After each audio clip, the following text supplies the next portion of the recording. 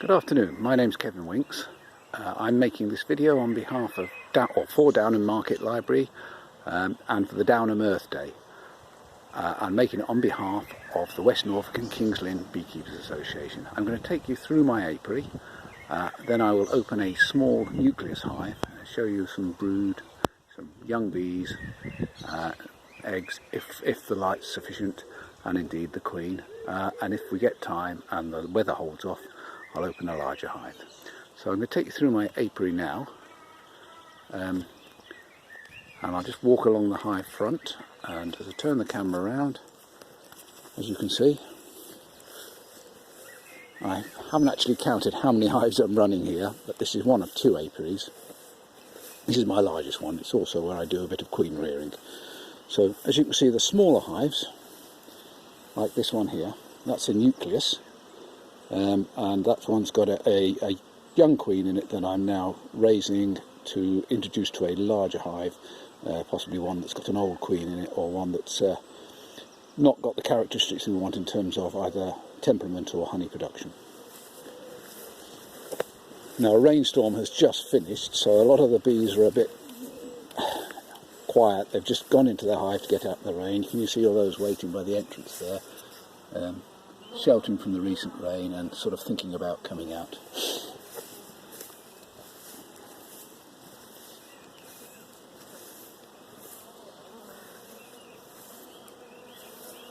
There again, a couple of nucleuses or nuclei with queens in them. One here that looks like it's a bit crowded, and I'm due to take it later today. I'm taking the queen out of that one and placing it in the hive next to it, which is currently queenless. I removed a queen because this is a very aggressive hive. I removed a queen 2 days ago from that one.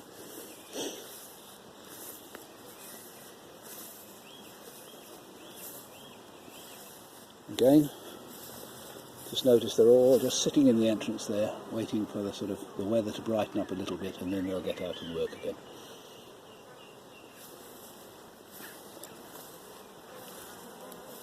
Again, another nucleus with a young queen in it, and the last few hives. So that's my apiary. So we'll just walk back now to the where I've got one of the youngest of the queens that are ready to go, and I'll open that hive up. Noticing that I've left my tools and my smoker by the entrance to the apiary, so just excuse me while I grab those.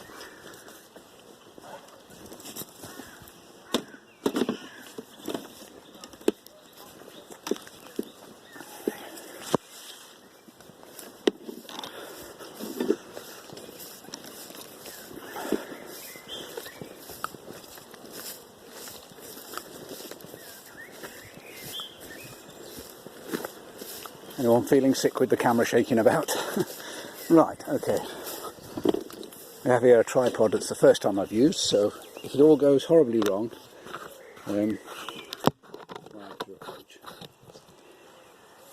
so I'm guessing you can all see me in there. I'm guessing that's recording. Yep, so we're ready to go. Right, this is a little nucleus with very few bees in it, just enough to really raise a queen. And she's been in there a while now, and her first set of brood is probably just about hatching that she's raised. So sort of 21 days at least she's been laying for.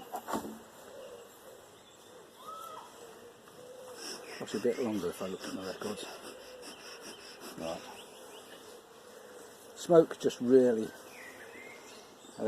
does two things. It really suggests to them that there's possibly a fire nearby and they need to eat honey and get ready to move, so they concentrate on eating honey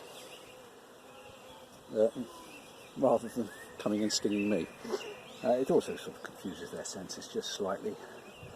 This here, I topped this up just yesterday. That's just a little case of food because they've not actually raised any forager bees yet, so they can't actually forage for food themselves, so I just make sure they've got a little case of a liquid syrup there.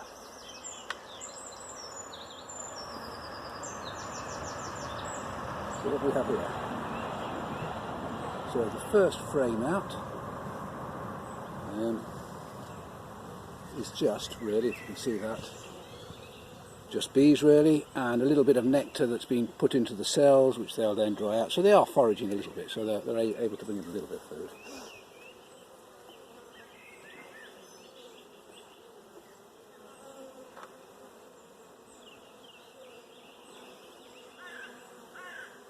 Right, just making sure there's not a queen on this frame before I wave it in front of the camera and possibly drop the queen out of the hive.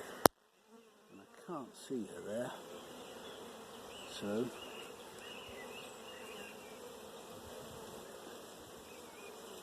she's definitely not on there, so she'll be on one of the next two frames. Right.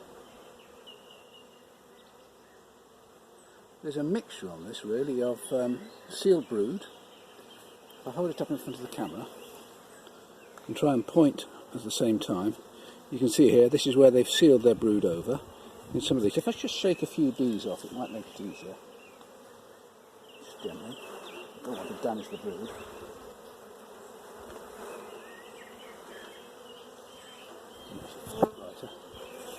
And you can see if I hold it up in these cells, if the sun's bright enough, you should be able to see some sort of several days old brood. It's eggs that have hatched out into brood but haven't yet been sealed in.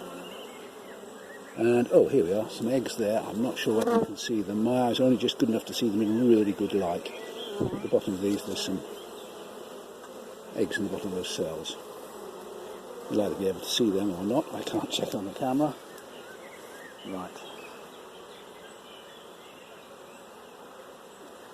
Because I'm excited by shaking in that, I just get a little bit of small smoke, just not in the hive, but just across the top of the hive, so they settle down and start filling their crops with honey. There's a couple there that I'd rather sit out on the logs and get caught under my fingers and sting me.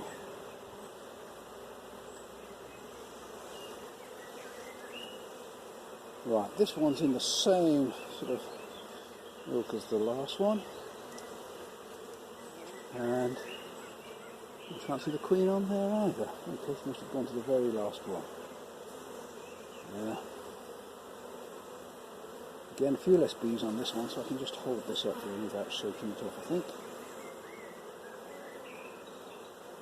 And again, you might see on there are some with just day-old brood that just hatched out at 4 days old. Egg was laid 4 days ago. There's some there that have just been cleaned out and lined with a bit of royal jelly to hold the eggs in. The eggs wallow in royal jelly for the first 3 days. And yeah, some older brood as well, and of course some capped brood at the top there. Now, they're all coming off the frames, so we might not find the queen.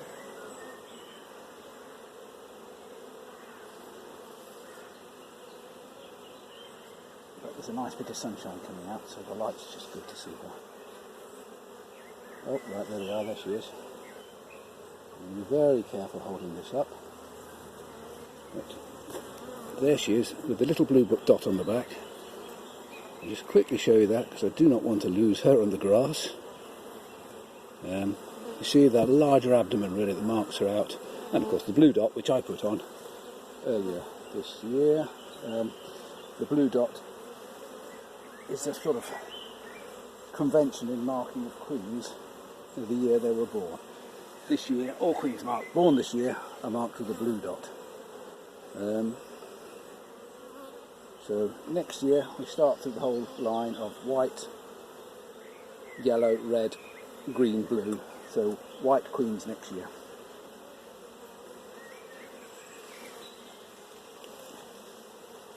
That's put on with a little marker pen that's sort of very similar to the old-fashioned Tipex that the typists used to use.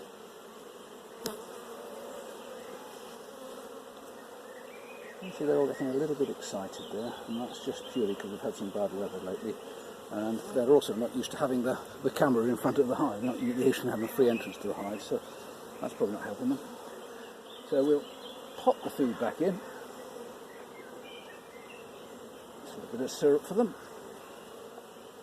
And but they've got quite a bit in there anyway, so I might just give them another frame of wax foundation to be working on a bit more wax. But I've got to find a hive that to put that queen in, work out which hives need requeening. And that's really one of my queens being bred, or having been bred, ready to go into a larger hive. Right, I'm going to stop the camera there and